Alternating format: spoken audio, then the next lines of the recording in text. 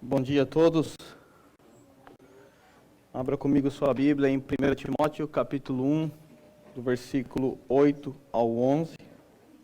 Esse é o texto que estudaremos nessa manhã. 1 Timóteo, capítulo 1, do 8 ao 11.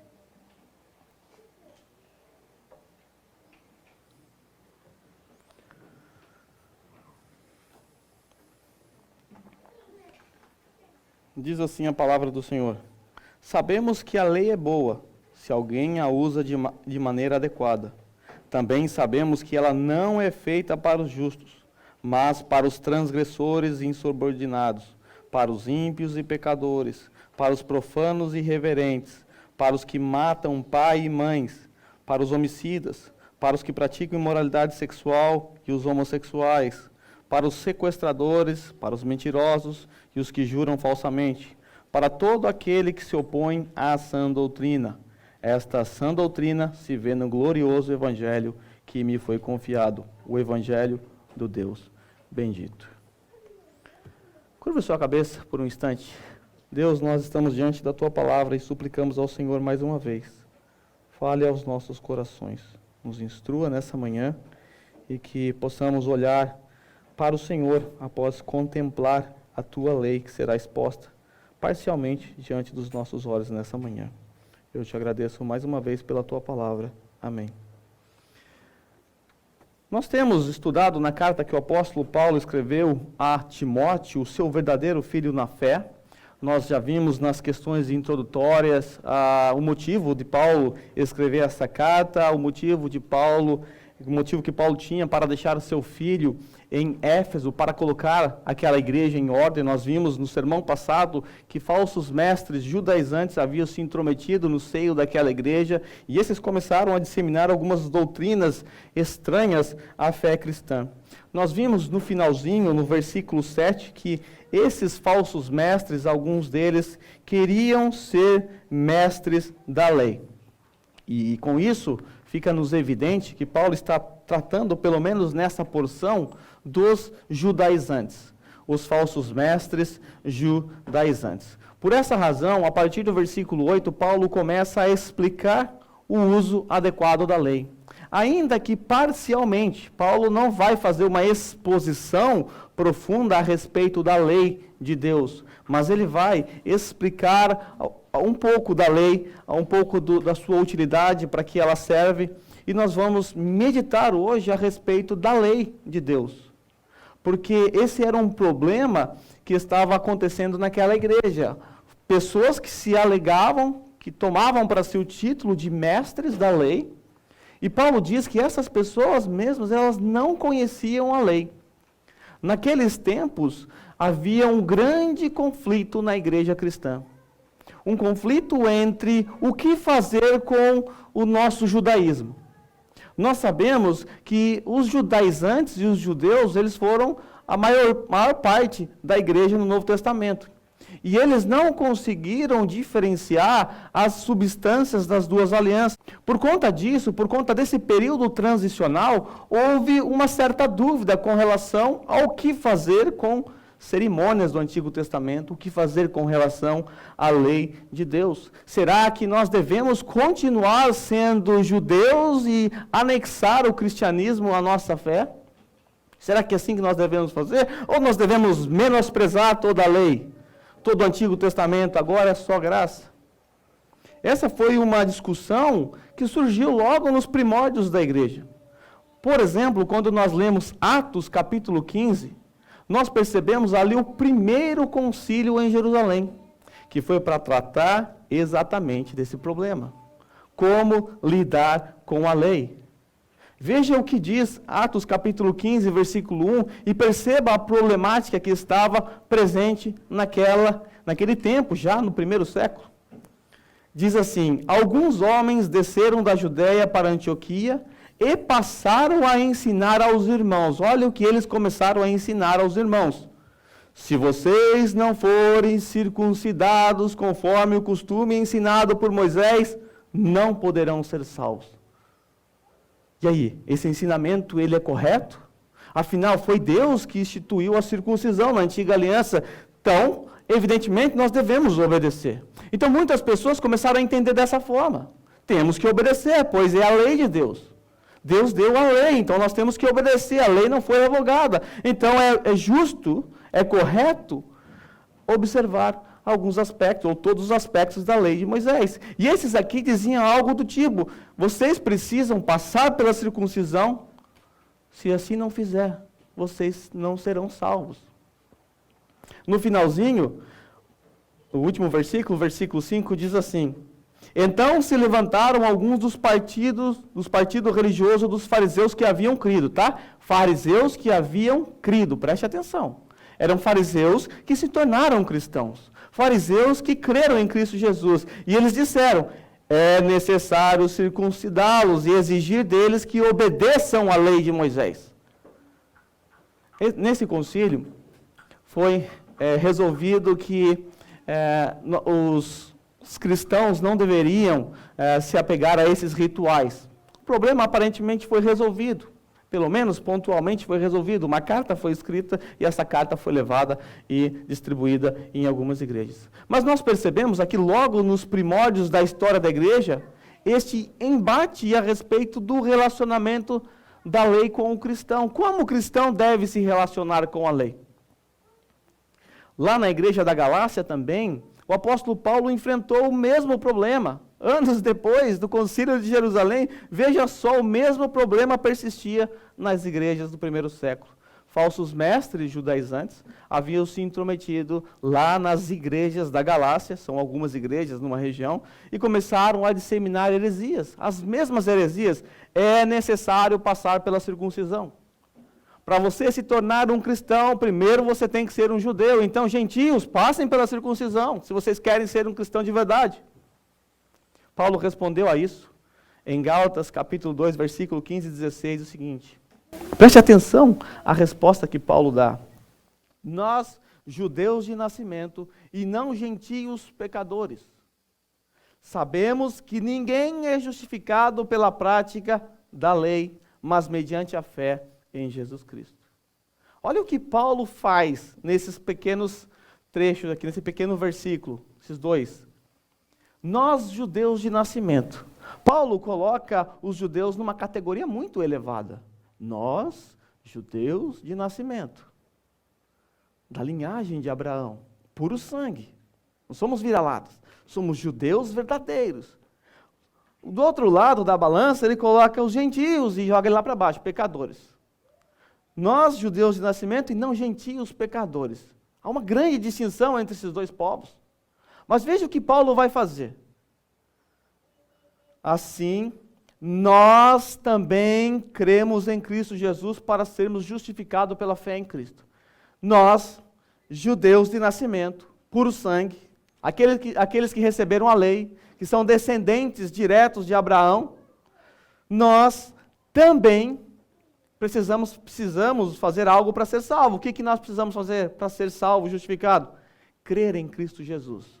E os gentios, pecadores, precisam também crer em Cristo Jesus. Paulo iguala os dois. Ou seja, a justificação pela fé não é atrelado ao fato de alguém ser judeu de nascimento, de alguém possuir a lei de Moisés. A justificação não é com base na observação ou na obediência à lei. Paulo diz isso: ninguém será justificado pela prática da lei.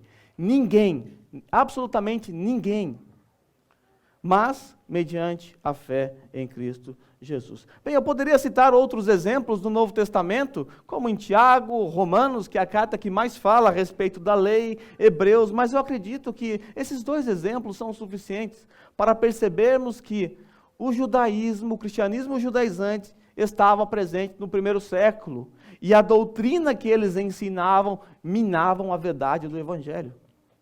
Por essa razão, Paulo chama esse evangelho judaizante lá na Galácia de um outro evangelho, um evangelho anátema, um falso evangelho, e aqueles que propagam esse tipo de evangelho deveriam ser considerados amaldiçoados, porque não se trata do evangelho. Percebe o problema que a igreja no primeiro século enfrentou? Falsos mestres judaizantes, disseminando as suas doutrinas. É preciso obedecer à lei para ser salvo. É preciso ser circuncidado. Hoje, 2000 anos depois, nós enfrentamos os mesmos problemas. Má compreensão a respeito da lei de Deus. Má compreensão a respeito da lei de Deus. Esse é um assunto muito controverso, é um assunto que gera debates, e ainda hoje você percebe que há uma má compreensão a respeito da lei de Deus e como o cristão se relaciona com ela. Esta compreensão equivocada da lei de Deus geralmente desemboca em dois extremos, que é o que aconteceu naquele tempo e é o que pode acontecer hoje também. Primeiro extremo, o antinomianismo. Anti contra nomos, a lei. Por um lado, houve aquelas pessoas naquele tempo, e ainda hoje há pessoas assim, que passaram a desprezar completamente a lei. Afinal, a lei é dos judeus, eu não tenho nada a ver com isso, eu não sou descendente de Abraão. Não tem nada a ver com isso, eu sou cristão, agora é graça, é só graça, tudo pela graça, tem nada de Antigo Testamento aqui. Muitos pastores nem sequer pregam o Antigo Testamento, porque acreditam que a Bíblia é, na verdade, duas Bíblias. O Novo Testamento, a Bíblia dos cristãos, o Antigo Testamento, a Bíblia dos judeus. Quando nós olhamos para o Novo Testamento, nós vamos perceber que havia, sim, esses antinomianos lá, contrários à lei. Paulo foi acusado de ser isso, de ser contrário à lei. Quando ele escreve na carta que ele escreveu à igreja da Galácia, o problema não está na lei. Paulo mostra que o problema está nas pessoas, não na lei. O que Paulo faz quando ele escreve a sua carta aos Gálatas não é para menosprezar a lei. O que Paulo faz com a lei lá na igreja da Galácia é colocar a lei no seu devido lugar. Aqueles falsos mestres na Galácia estavam colocando a lei num papel, dando a lei, atribuindo a ela um papel que não lhe cabia. A lei não foi dada para salvar o homem, mas os judaizantes naquele tempo diziam, sim, a lei foi dada para salvar o homem. E Paulo vê que isso é uma grande heresia. E Paulo foi então acusado de ser contra a lei. Mas Paulo não era contra a lei. Mas há um outro extremo. O outro extremo é o legalismo. Já por outro lado, o legalismo é aquela visão de que você deve observar toda a lei a fim de alcançar mérito diante de Deus. Que pode ser percebida, sobretudo, na vida dos fariseus. Que além de ter a lei de Moisés em suas mãos, eles criaram também as suas próprias leis. Lei sobre lei. E Jesus fala que eles mesmos não conseguem sequer obedecer às suas próprias leis. Então um risco muito grave, um risco muito perigoso que pode ocorrer ao lidarmos com a lei é sermos contra ela ou sermos extremamente apegados a ela. Dois extremos perigosos. Paulo vai nos mostrar, nesse texto que nós estamos estudando, que a lei não é má. Ele diz, sabemos que a lei é boa. O problema nunca esteve na lei. O problema está em nós, que somos infratores da lei. Se você passa um sinal vermelho e o guarda para você e te dá uma multa, o problema não está na lei. O problema não está no semáforo. O problema está em você, que não respeitou a lei. Hoje, nós olhamos algumas igrejas à nossa volta, nós percebemos que muitas igrejas estão voltando às práticas judaicas, tais como tocar shofar, utilizar utensílios como arca da aliança, candelabro, observação de calendários judaicos. E algumas vezes, nós chegamos para cumprimentar alguém, e aí, tudo bem? Shalom, Adonai! Você fala, saúde, filho, calma, o que é isso? As práticas do judaísmo estão voltando. Alguns acordaram, né? Desculpa aí acordar, atrapalhar o sono de vocês. Muitas igrejas hoje estão voltando às práticas judaicas. As práticas judaicas, o evangelho não tem sido suficiente para essas pessoas. Hoje, algumas pessoas entendem que a lei se refere ao Antigo Testamento. Se eu pedir assim, por favor, me faça uma divisão na Bíblia, lei e graça. Algumas pessoas vão dizer, eu sei, essa eu sei, deixa comigo. Lei Antigo Testamento, graça Novo Testamento. Algumas pessoas fazem essa distinção. Não há graça no Antigo Testamento e também não há lei no Novo. Mas será mesmo? Será que nós encontramos essa distinção na própria Escritura? Será que ela faz essa distinção? É verdade que a lei está presente no Antigo Testamento de forma bem exaltada. E que a graça, ela se destaca mais na Nova Aliança.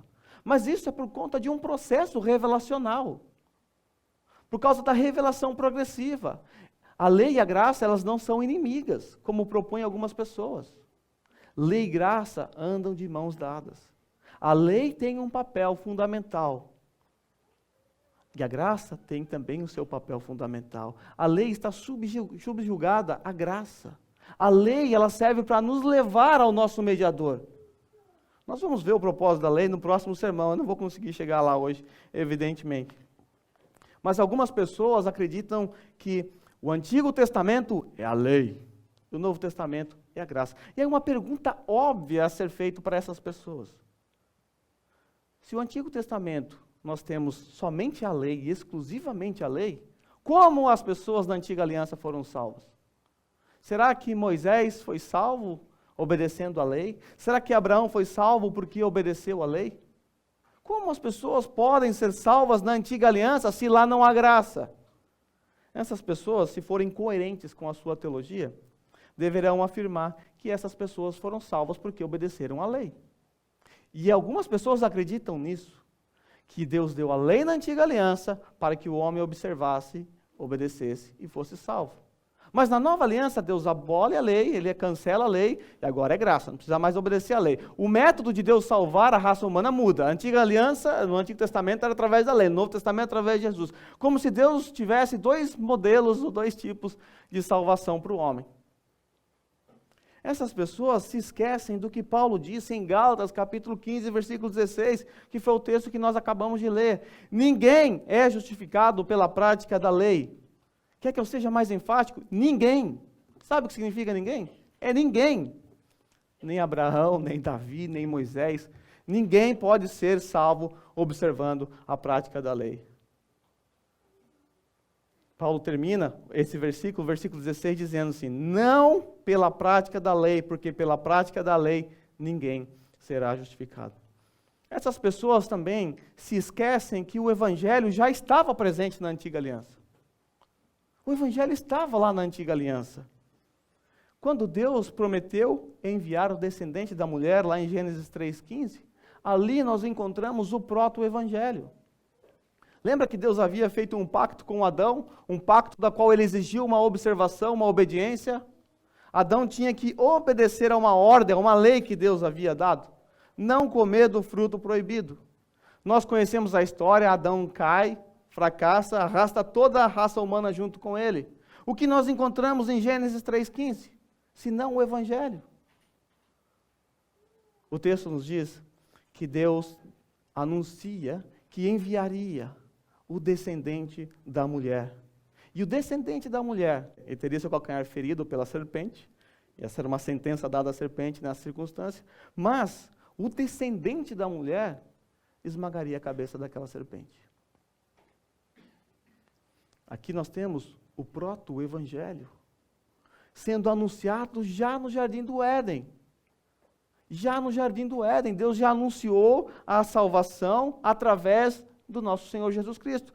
Pela revelação progressiva, olhando do Novo Testamento, hoje nós sabemos que Gênesis 3,15 se refere ao nosso Senhor Jesus Cristo. Evangelho, Jesus está na Antiga Aliança. Ele está presente e Ele é o meio pelo qual as pessoas são salvas naquela administração. Como nós somos salvos hoje? Olhando para o passado. Hoje você é salvo porque você olha para o que aconteceu no passado, na cruz de Cristo. Como o povo da Antiga Aliança era salvo? Como?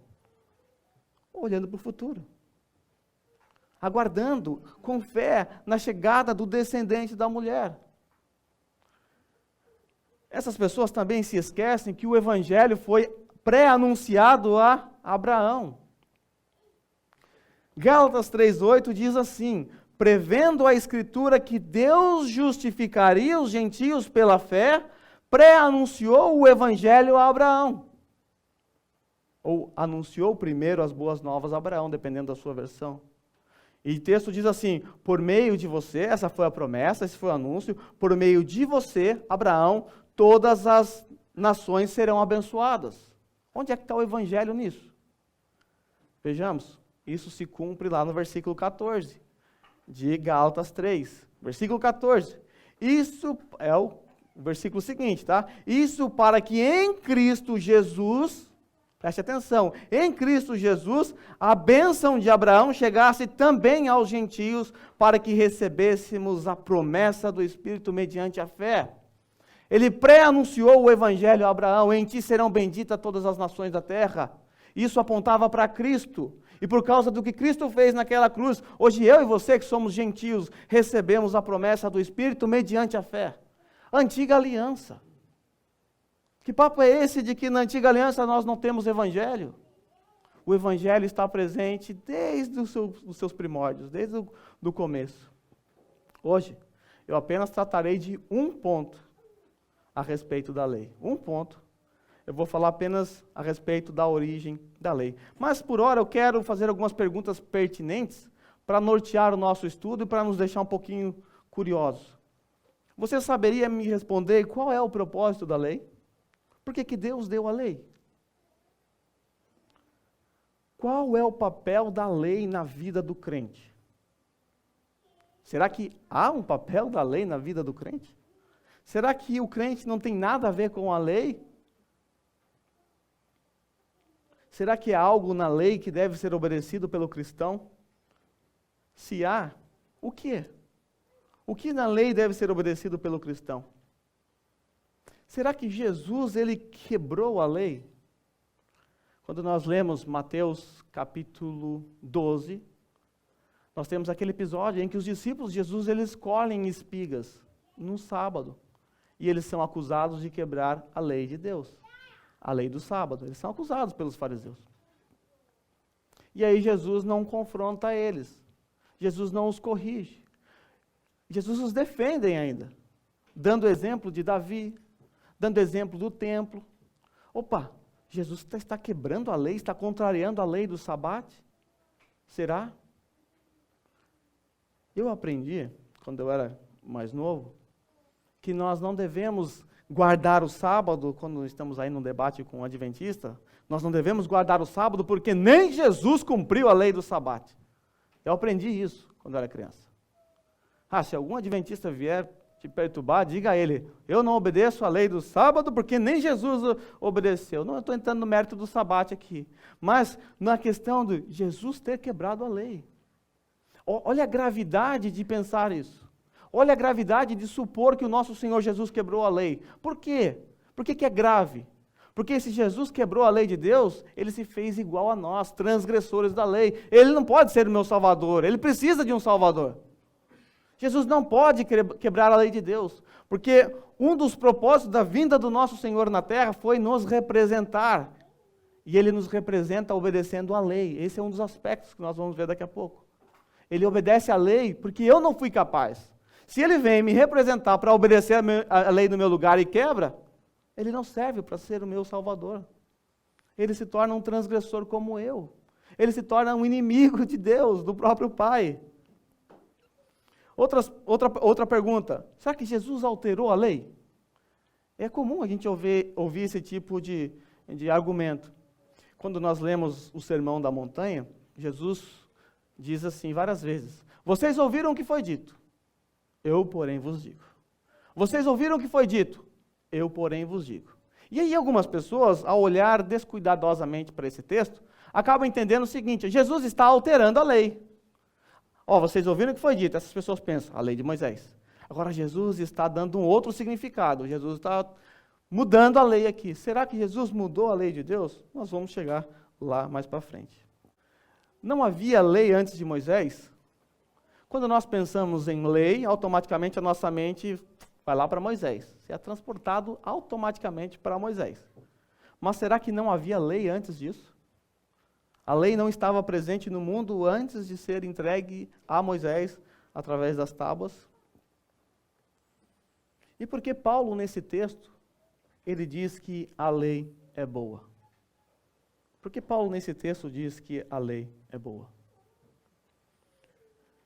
Eu quero responder essas questões, todas elas, no desenrolar desses estudos. Não hoje, evidentemente. Mas vamos começar com a origem da lei. Quero apresentar a vocês a origem da lei. De onde que veio a lei? Primeira coisa que eu quero que vocês tenham em mente, e isso já nos ajuda a responder a primeira sentença do versículo 8, quando Paulo diz, sabemos que a lei é boa. Qual é a origem da lei? Entenda, a lei teve origem no próprio Deus. E a lei, ela reflete o caráter moral de Deus. E é na lei que nós encontramos o padrão de perfeição e santidade exigido por Deus.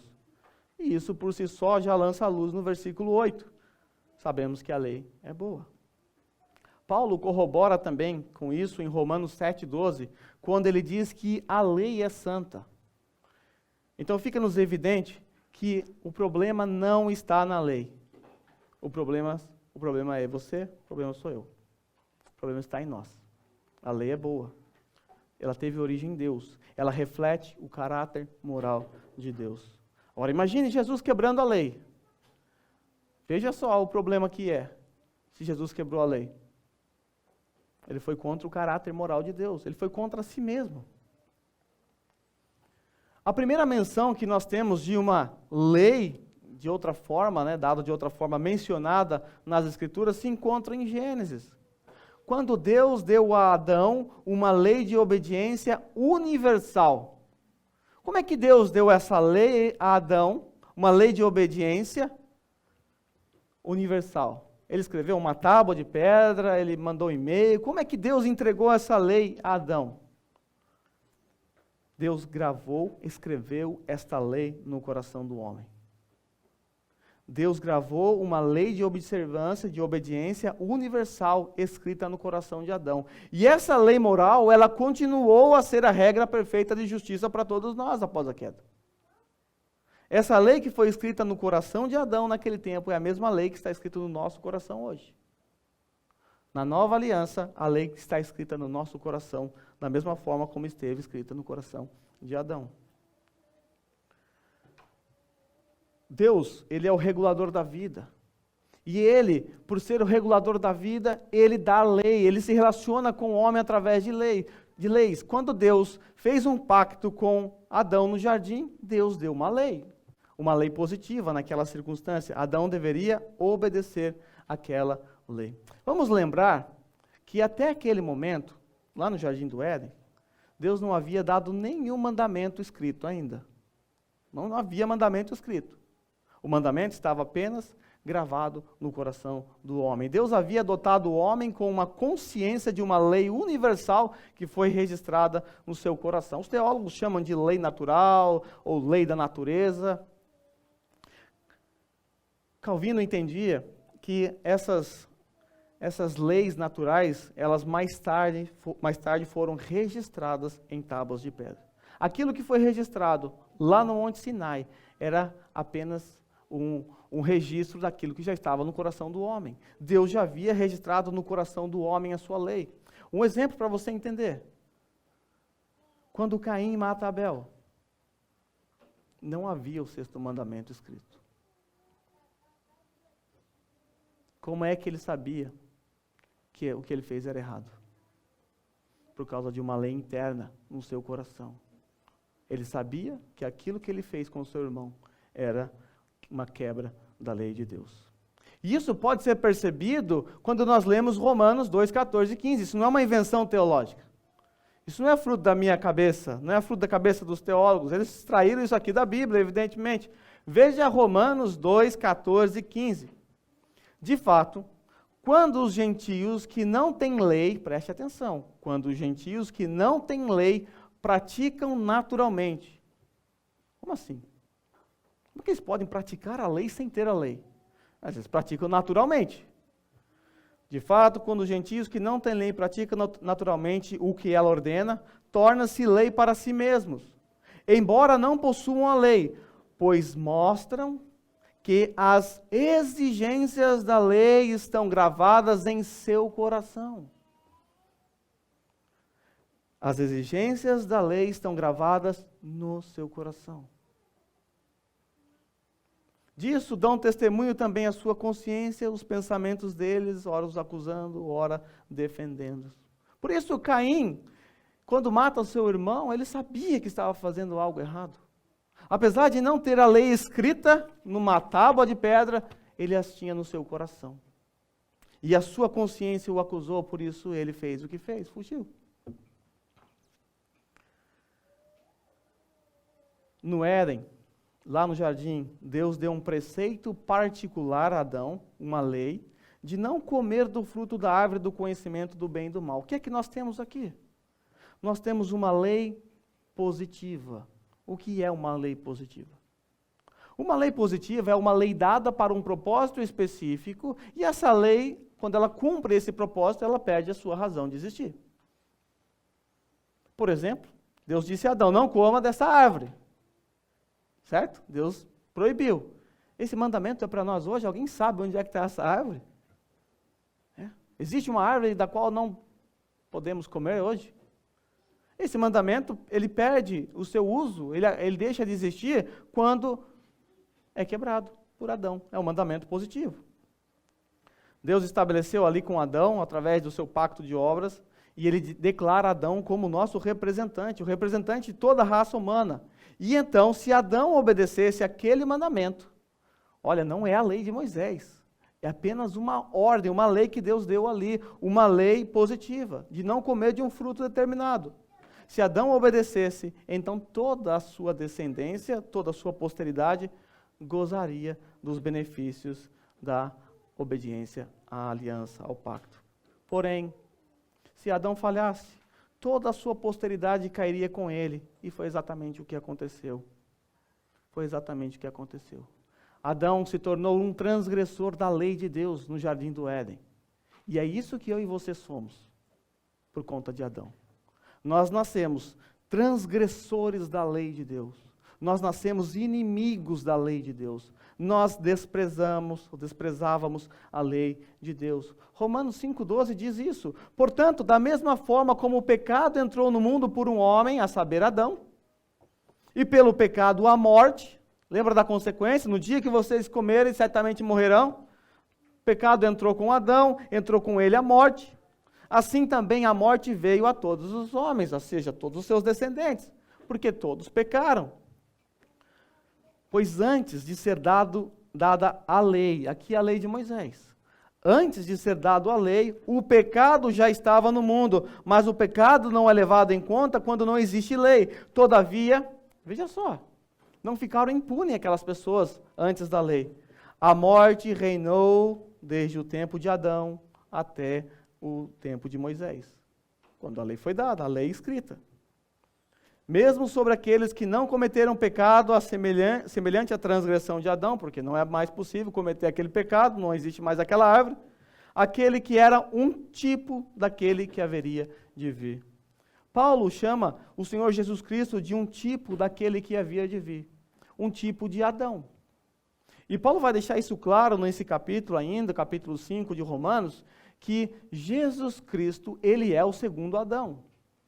A morte entrou no mundo por meio do Adão, nosso pai. Mas a Bíblia apresenta um segundo Adão, um segundo representante. Jesus Cristo fez aquilo que Adão não foi capaz de fazer. O que é que Cristo veio fazer aqui na terra? Um dos propósitos dele. Obedecer naquilo que Adão não obedeceu. Adão transgrediu a lei de Deus. Cristo não pode transgredir a lei de Deus, porque senão ele se torna um como Adão.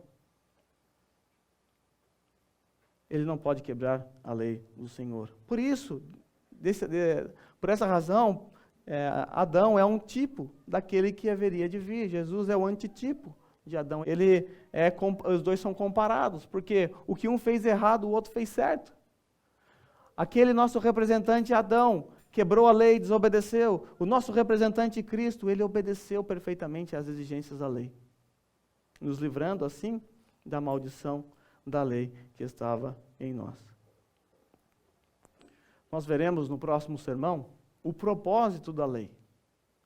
Mas por ora eu quero apenas pisar um dos propósitos da lei com vocês. para concluir esse sermão hoje. A lei foi dada para ressaltar as nossas transgressões. Um dos propósitos da lei, somente um hoje. Ela foi dada para ressaltar a nossa transgressão. Como funciona a lei? A lei, ela funciona como um espelho diante de nós. Um espelho, ele está ali apenas para revelar toda a sua sujeira. O espelho não serve para te limpar. Você não usa um espelho para se limpar. Você usa um espelho para se enxergar. E quando nós nos deparamos com a lei de Deus, quando nós olhamos para ela, nós nos enxergamos. Pecadores, miseráveis, corrompidos, desobedientes à lei de Deus, inimigos, infratores, merecedores da ira eterna de Deus. Esse é um dos propósitos da lei. Revelar quem nós somos. Quem nós somos. A lei, Paulo diz que a lei foi dada para que todos se calem diante dela. A função da lei é calar o ser humano pecador, cheio de sua autojustiça. Já teve a oportunidade de evangelizar alguém e alguém dizer assim para você, olha, pastor, eu não sou tão ruim assim não. Eu não matei ninguém, eu não roubei, eu sou uma pessoa boa, eu ajudo os pobres, eu faço muitas coisas boas. Eu acho que eu não mereço tão assim inferno, eu acho que eu sou até uma pessoa legal. Tem gente pior do que eu.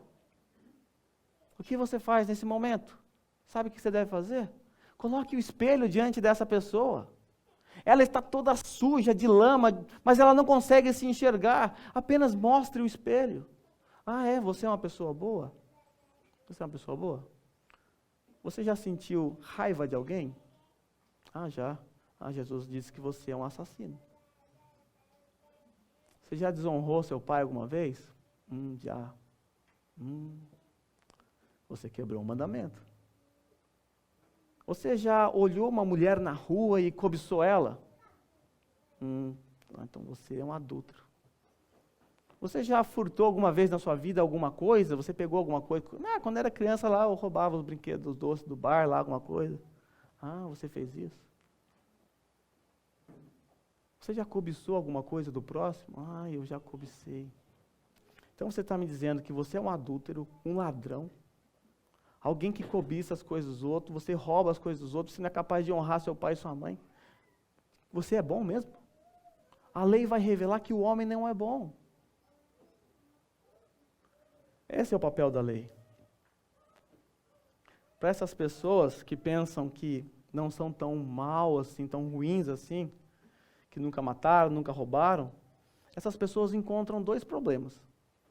O primeiro problema é que Deus exige uma obediência perfeita e plena da lei. Deus não exige uma obediência parcial, uma obediência meia boca, a obediência a alguns preceitos da lei. Eu consigo observar alguns, não consigo observar todos, mas tá bom. Tem gente que não consegue fazer nem metade do que eu faço. Será que isso é o suficiente? Esse é o nosso maior problema. Deus exige obediência perfeita e plena da lei. Você certamente não é capaz de obedecê-lo, de obedecer completa e plenamente. Tiago, em sua epístola, lá no capítulo 2, versículo 10, olha o que ele diz. Pois quem obedece a toda a lei, vamos supor que você é essa pessoa aqui, você obedece toda a lei, mas tropeça em apenas um ponto da lei, torna-se culpado de quebrá-la inteiramente. Inteiramente. Não existe meia obediência. Eu gosto de pensar como Deus tratou o pecado de Adão lá no paraíso. Por quê? O que foi que Adão fez de errado, gente? O que ele fez de errado? Ele não matou ninguém, ele não roubou ninguém, ele não estrupou ninguém. Ele nem desonrou o pai e mãe porque ele nem tinha. Ele não fez nada disso. A única coisa que Adão fez foi comer um fruto proibido. Na nossa ótica, isso não é nenhum pecado grave. Quando você fala para o seu filho assim, filho, não come banana. Ele desobedece, come banana, isso é grave, desobedeceu o pai, a mãe, lógico. Você vai castigá-lo de alguma forma. Agora, se seu filho chega e te mete um tapa na cara, agora é mais severo. Deus tratou da mesma forma. Porque para Deus não importa, desobediência é desobediência. Adão quebrou a lei de Deus. E por conta de um fruto, ele arrastou toda a raça humana junto com Adão. Toda a raça humana. Esse é o nosso primeiro problema. Deus exige obediência perfeita e plena da lei. E nós, por nós mesmos, não temos condições de obedecer a lei dessa forma, perfeita e plenamente. O segundo problema que nós encontramos é o desdobramento disso. Por si só, nós não podemos reverter a nossa condição de desobediente. Por quê? Porque nós já nascemos debaixo da maldição da lei. Já nascemos debaixo da maldição da lei. Uma palavra forte, né? Nascer debaixo da maldição da lei. E essa não é uma palavra que eu inventei. É uma palavra que Paulo usou lá em Gálatas. Adão nos legou a maldição da lei e por conta disso nós nascemos transgressores. É o que está escrito em Efésios 2:3. Nós por natureza merecemos a ira de Deus. Somos merecedores da ira de Deus por conta da nossa natureza. Isso significa que eu não preciso fazer nada para merecer a ira de Deus, eu só preciso ter uma natureza caída. E essa natureza caída é aquela que eu herdei de Adão. Agora há pouco ali na aula a gente falou um pouco sobre isso, né? Você pode achar isso injusto. Puxa, eu não tenho nada a ver, não fui eu não fiz nada, foi Adão. A culpa foi do Adão, não foi minha. Por que eu tenho que nascer debaixo da maldição da lei? Eu digo para vocês o seguinte, meu pai era careca, eu não tinha nada a ver com isso. O fato de eu discordar disso, não concordar, não querer ser careca, não vai fazer nascer cabelo em mim. É algo herdado, nós herdamos dos nossos pais Adão. Deus estabeleceu Adão como nosso representante.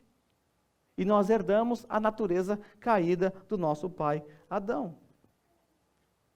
Esse é o nosso maior problema. Nós não temos condições de reverter a nossa condição. Ninguém aqui tem. Pode pegar toda a lei e falar, a partir de hoje eu vou obedecer tudo. Não vai. Você não vai conseguir. Você não vai alcançar esse padrão. A lei, ela reflete o caráter moral de Deus. Você nunca aqui nessa terra vai ter o caráter moral de Deus pelas suas próprias forças. Nunca você vai conseguir obedecer a lei de Deus. E aí que entra um dos aspectos da lei, uma das características da lei. A lei foi dada para um propósito também, para um outro propósito. E isso a gente vai ver também na semana que vem. Qual é um dos outros propósitos da lei? Mais um dos propósitos da lei. Apontar para Cristo. A lei nos leva para Cristo. Ela revela quem você é e ela aponta a solução para você. E a solução não está nela, na lei. Como eu disse, o espelho não serve para limpar a sua sujeira. O espelho só mostra que você precisa se lavar. A lei aponta para Cristo. E aí quando nós olhamos para Cristo, tendo as óticas da lei, entendendo quem somos nós debaixo da lei, nós certamente valorizamos ainda mais a obra redentora de Cristo Jesus. Por quê? Porque Cristo, ele faz aquilo que nós não podíamos fazer. Cristo aqui nessa terra, ele nos substituiu em dois aspectos. Em dois aspectos.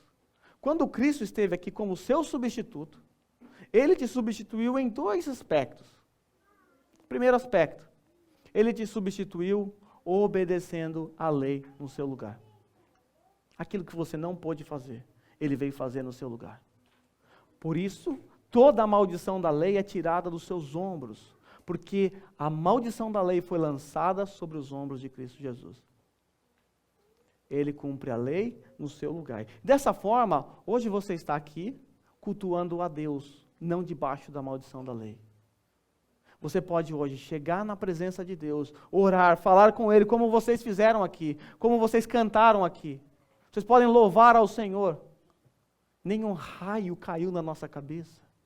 Nenhuma ira de Deus pesou sobre nós, porque Ele não vê mais inimigos de Deus. Ele, quando olha para cada um de vocês aqui, salvos, regenerados em Cristo Jesus, Ele vê pessoas que cumpriram plenamente a obra, a lei de Deus. Ele vê a pessoa de Cristo Jesus em cada um de nós. Por isso, nós temos paz com Deus. Por isso, não somos inimigos dEle. Porque Cristo nos substituiu. obedecendo a lei no nosso lugar. Em Cristo Jesus, nós obedecemos perfeitamente a lei de Deus. Só que Jesus não só nos substituiu obedecendo em nosso lugar, porque nós quebramos a lei de Deus. E Deus não pode simplesmente jogar esse fato para debaixo dos panos. Tudo bem, vocês quebraram a lei de Deus, vista grossa aqui, joga para debaixo do pano, não vou ver nada. Cristo já substituiu vocês aí, que obedeceu a lei no lugar de vocês. Deus não pode fazer isso. Por quê? Porque nós quebramos a lei. E há uma consequência àqueles que quebram a lei. Algo tem que ser pago. Há um preço a ser pago. Adão pagou o seu preço. Nós pagamos o nosso preço com Adão. Nós quebramos a lei junto com Adão. E por quebrar a lei, um preço é exigido. Só que eu e você, nós não temos também condições de pagar esse preço. Ninguém aqui tem condições para pagar esse preço. Esse é um preço muito alto. É um preço muito elevado. É um preço que nós, por mais que nos esforcemos com as nossas boas obras, por mais que participemos do culto, façamos o que for possível para aparentar ser mais santo, nada disso resolve o nosso problema, nada disso paga o preço. O preço exigido para a nossa redenção é um preço justo, eterno e santo, porque nós quebramos a lei de um Deus justo, eterno e santo.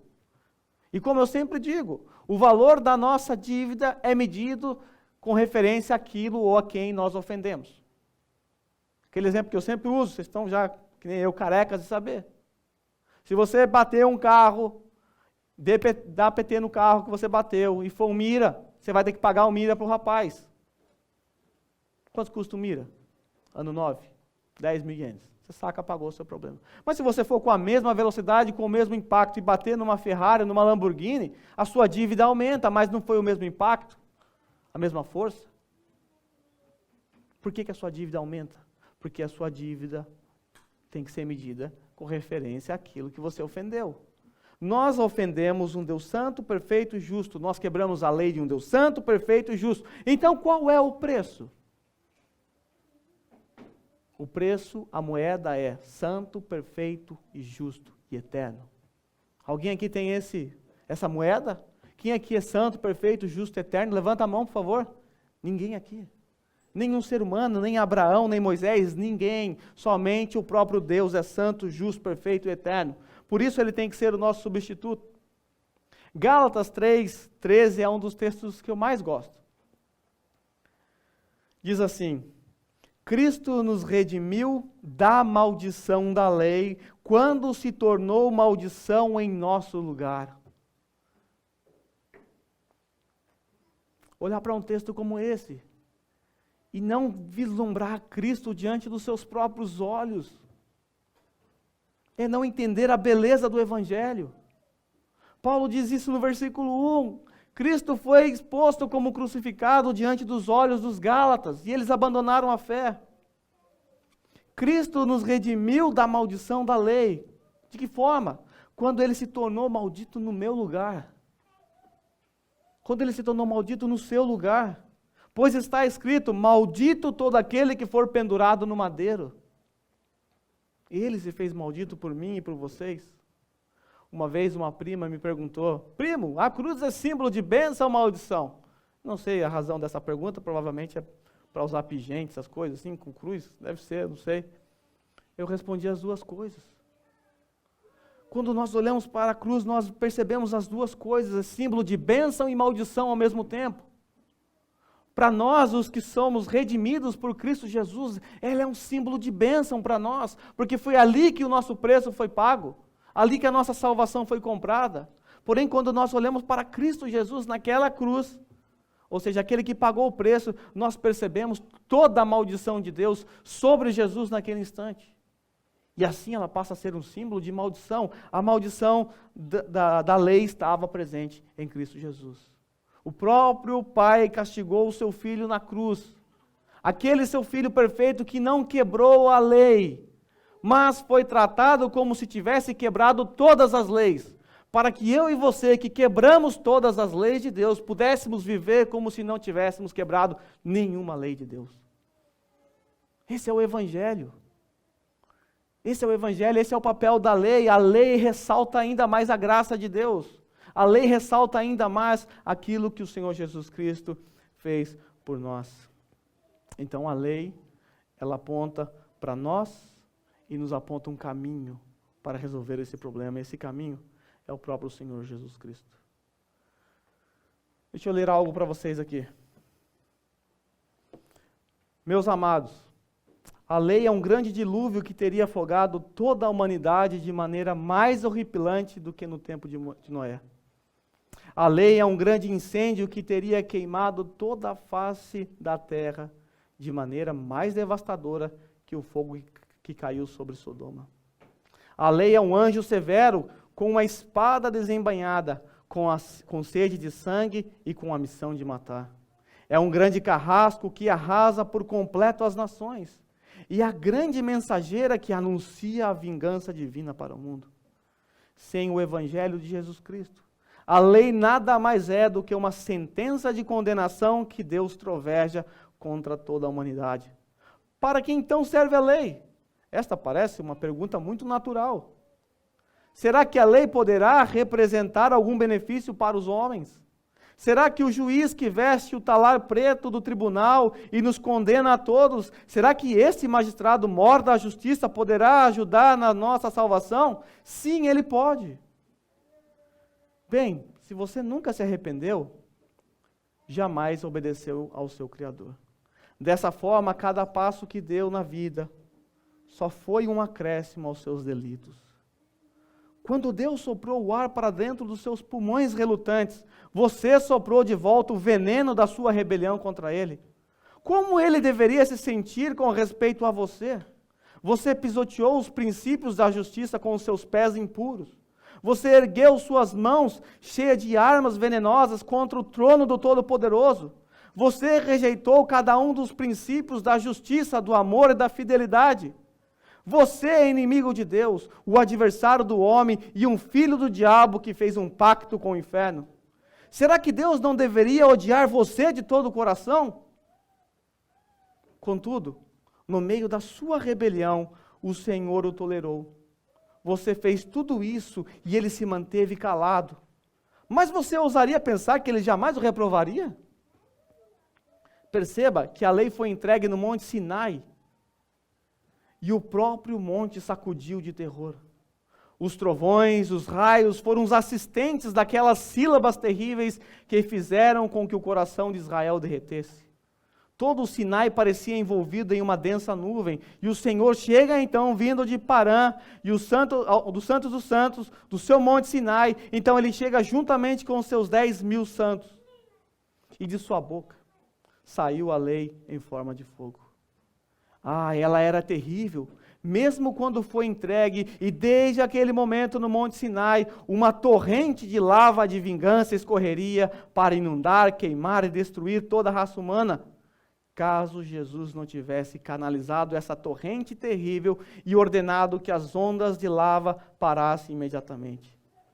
Se você pudesse enxergar o mundo sem Cristo, simplesmente debaixo da lei, você veria um mundo em ruínas, um mundo com o selo negro de Deus, selado e carimbado para a condenação. Você veria uma humanidade que, se conhecesse a gravidade de sua situação, estaria se escondendo de vergonha e gritando sem parar e de desespero. Você veria homens e mulheres condenados, perdidos e arruinados, e das regiões celestiais vislumbraria o grande fosso que está cavado para os ímpios, no qual toda a terra seria tirada caso a lei fosse nossa única alternativa e não tivéssemos o Evangelho de Jesus Cristo, nosso Redentor. Meus queridos, será que a lei de Deus não é suficiente para convencê-los do pecado? Sob a mão do Espírito de Deus, será que Ele não os faz sentir-se culpados? Não os faz sentir que merecem a perdição? Não os faz sentir que vocês mesmos provocaram a ira implacável de Deus?